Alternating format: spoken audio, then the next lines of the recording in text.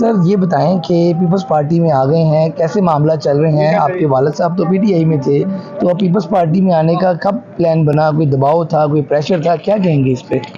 औज़ुबिल्लाहिमिनश्शैतानिर्रजीम, बिस्मिल्लाहिर्रहमानिर्रहीम। I think मेरा पहले भी इस बात पे इंटरव्यू हो चुका है। बात पहले ये है कि पीपल्स पार्टी एक घर वाली फीलिंग आती है। बिल्कुल ऐसे। ठीक है, मखदूम अहमद महमूद साहब, गिलानी साहब, उन फैमिलीज़ के साथ हमारा एक बहुत पुराना ताल्लुक़ है और एक बहुत अरसे दराज से एक दूसरे के हमारे घर आना जाना इस तरह है। और पीपल्स पार्टी आपको एज ए फैमिली रखती है। ठीक है, और मैं आज़ाद हैसियत से इलेक्शन लड़ा हूँ। मेरे ख़िलाफ़ पीटीआई की टिकट भी थी। अच्छा जी, मेरे ख़िलाफ़ नून लीग की टिकट भी थी, सारी टिकट्स मेरे खिलाफ। अच्छा, मुझे ये बताएं, जैसे कि बाकी पीटीआई वाले ये दावा करते हैं कि जी बड़ा इंतज़ामिया ने तंग किया पीपल्स पार्टी, आप आज़ाद लोग जब इलेक्शन लड़ रहे थे तो आप लोगों को किसी किस्म की मुश्किलात थी, या आप लोगों को लेवल प्लेइंग जो फील्ड थी वो मुहैया थी, या वो आपको भी लोगों को भी नहीं थी? जी, लेवल प्लेइंग फील्ड डिपेंड करता है बंदे पे।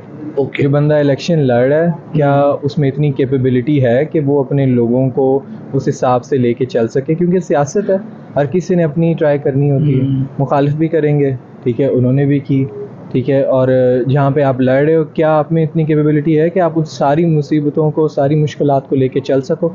अगर आप चल सकते हो तो आपके लिए लेवल प्लेइंग फील्ड है। अगर आप उस चीज़ों को टैकल कर सकते हो तो आपके लिए लेवल प्लेइंग फील्ड है। ठीक है, क्योंकि ये कहना कि यूँ हो जाएगा, कुछ लोग एक्सक्यूज़ेस भी बनाते हैं, कुछ होया भी है, कुछ एक्सक्यूज़ेस भी बनाते हैं, बट बज़ाहिर जो मुझे नज़र आया, जितना मैंने देखा है, it was a smooth election.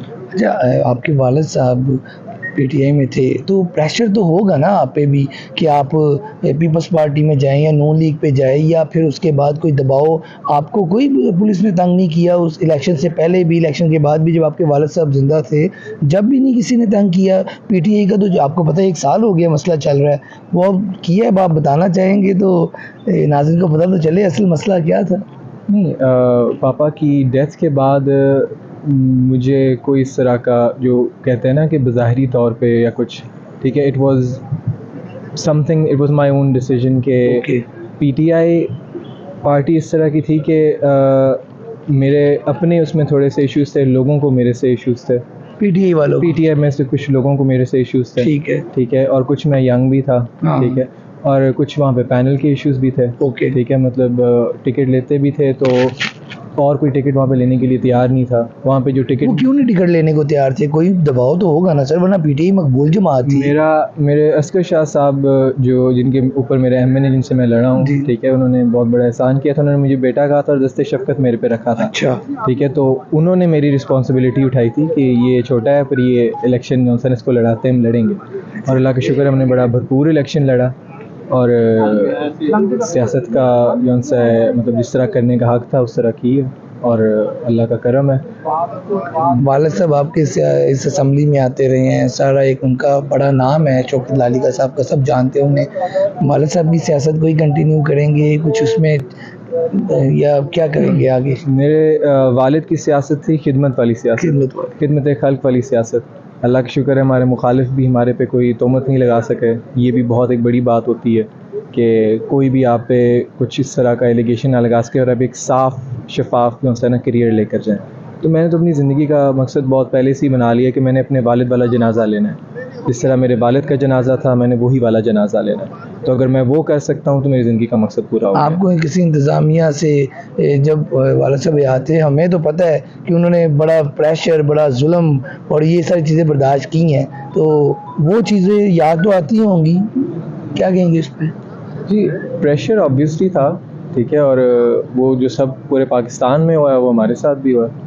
आपके भी घर पे आई पुलिस, धावा बोला, ऑब्वियसली रेड्स तो बहुत ज़्यादा हुई, ऑब्वियसली वो तो कारोबार भी तबाह हुआ, ज़मीनें वगैरह या इर्द गिर्द के लोगों को डैमेज करने की कोशिश की गई। डैमेज तो ऑब्वियसली आई थिंक करने की कोशिश की गई थी, बट कारोबार वगैरह कोई इस तरह का नहीं, मतलब घर पे रेड्स होती रहती थी। ठीक है, तो that's was about it. Red ज़्यादातर होती है, हाँ, काफ़ी। शौकत लालिका साहब बड़े उनके साथ भी लॉयल थे ना, खान साहब के साथ भी, तो उन्होंने कभी आपको कहा, मतलब कि आपको लाजमी बात है आप उनके बेटे थे, तो बातचीत चलती कि आप सियासत करोगे तो पीटीआई में आओगे या पीपल्स पार्टी में जाना, कोई इस तरह की बाप बेटे में कन्वर्सेशन सियासत के ऊपर तो होती होगी? हमारी कन्वर्सेशन यहाँ तक थी कि पापा 2 हफ्ते फौत होने से पहले ना, मैंने पापा से एक दफ़ा गुस्से से कहा था कि पापा मैं इसके ख़िलाफ़ इलेक्शन लड़ूँ, फ़लाँ के ख़िलाफ़ इलेक्शन लड़ूँ तो मैं नहीं जीतता। तो पापा कहते हैं अगर मैं मर जाऊँ तो फिर तुम जीतोगे। ये तक भी उन्होंने कहा था। तो यहाँ तक हमारी कॉन्वर्सेशन चलती रहती थी। और पापा के जो पार्टी वाले ज़्यादातर लोग थे वो तो अब कहीं नज़र भी नहीं आ रहे ना, वो तो साइड पे हैं, कुछ जेल में हैं, कुछ इधर-बिधर हैं। अगर वो आपको अभी भी बुलाएं तो कोई है प्लान कि पीपल्स पार्टी जिंदाबाद?